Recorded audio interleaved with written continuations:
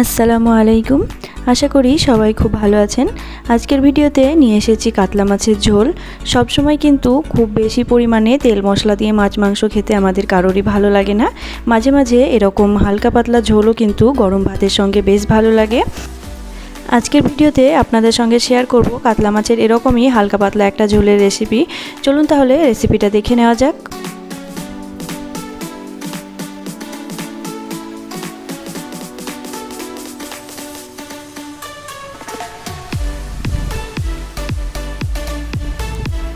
এখানে আমি 3 পিস কাতলা মাছ নিয়েছি। মাছে প্রথমে দিয়ে দেব সামান্য পরিমাণে হলুদ ও লবণ দিয়ে খুব ভালো করে মাছের গায়ে লবণ আর হলুদটা মাখিয়ে নেব।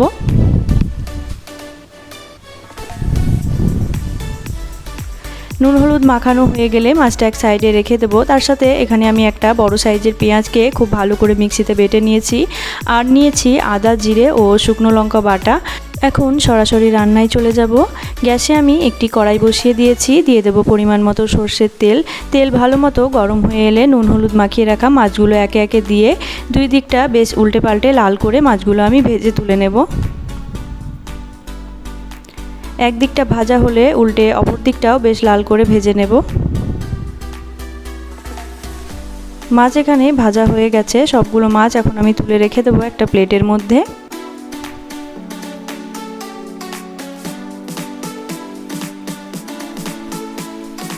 এখন ওই তেলের মধ্যেই দিয়ে দেব কেটে রাখা আলু।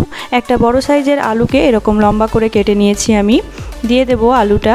তারপরে সামান্য পরিমাণে হলুদ আর নুন দিয়ে আলুটা বেশ লাল করে ভেজে নেব। মোটামুটি 3 থেকে 4 মিনিট সময় নিয়ে মিডিয়াম আঁচে আলুটা আমি একটু লালচে করে ভেজে নেব। ভাজা হয়ে গেছে আলু। এখানে আলুটা এখন তুলে রাখবো একটা প্লেটের মধ্যে। এখন ওই তেলের মধ্যেই ফোড়নে দেব একটা তেজপাতা আর দেব হাফ টিস্পুন গোটা জিরে। হালকা একটু ভাজা হয়ে আসলে দিয়ে দেব পেঁয়াজ বাটা। পেঁয়াজ বাটা দিয়ে বেশ 4 থেকে 5 মিনিট সময় নিয়ে পেঁয়াজ বাটাটা একটু লাল করে ভেজে নেব।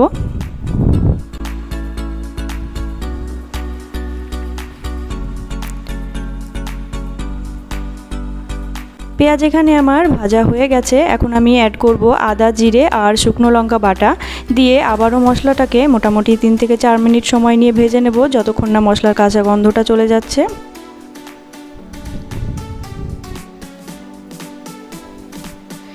মশলা খুব ভালো করে আমার এখানে কষানো হয়ে গেছে। এখন আমি কিছু গুঁড়ো মশলা দিয়ে দেব হাফ চামচ হলুদের গুঁড়ো, হাফ চামচের থেকে একটু বেশি লঙ্কার গুঁড়ো, দেব 1 চামচ ধনিয়ার গুঁড়ো এবং স্বাদ মতো লবণ দিয়ে তার সাথে সামান্য পরিমাণে একটু জল দিয়ে মশলাটা খুব ভালো করে কষিয়ে নিতে হবে যতক্ষণ না মশলা থেকে তেলটা আলাদা হয়ে আসছে।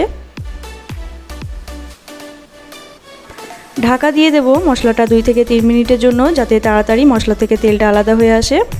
ফিরে এলাম 3 মিনিট পরে। মশলা এখানে আমার খুব ভালো মতো কিন্তু কষানো হয়ে গেছে।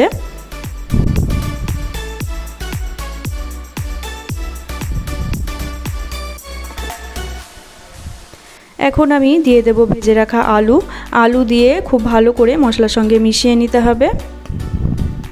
তারপরে দিয়ে দেব একই সাথে একটা বড় সাইজের টমেটোকে এরকম লম্বা লম্বা করে কেটে নিয়েছি, এটা এখানে দিয়ে দিলাম। টমেটো দিয়ে কিন্তু খুব বেশি গলিয়ে দেওয়া দরকার নেই, একটু হালকা মিশিয়ে দিলেই হবে। ভালো করে আলু টমেটো মশলার সঙ্গে মিশিয়ে নেওয়া হয়ে গেলে এখন আমি দিয়ে দেব পরিমাণ মতো জল। এখানে আমি ছোট বাটির 1.5 বাটি মতো জল ব্যবহার করেছি। জল দিয়ে খুব ভালো করে খুন্তির সাহায্যে একটু মিশিয়ে নেব। তারপরে ঝোলটা ফুটে উঠলে ঢাকা দিয়ে দেব 5 মিনিটের জন্য, যাতে করে আলুটা একটু সেদ্ধ হয়ে আসে। ফিরে এলাম 5 মিনিট পরে। এখন আমি দিয়ে দেব ভেজে রাখা মাছ। তার সঙ্গে দিয়ে দেব 4 থেকে 5টা চেরা কাঁচা লঙ্কা দিয়ে আলতো হাতে একটু মিক্স করে নিয়ে আবারও ঢাকা দিয়ে দেব মোটামুটি 4 থেকে 5 মিনিটের জন্য।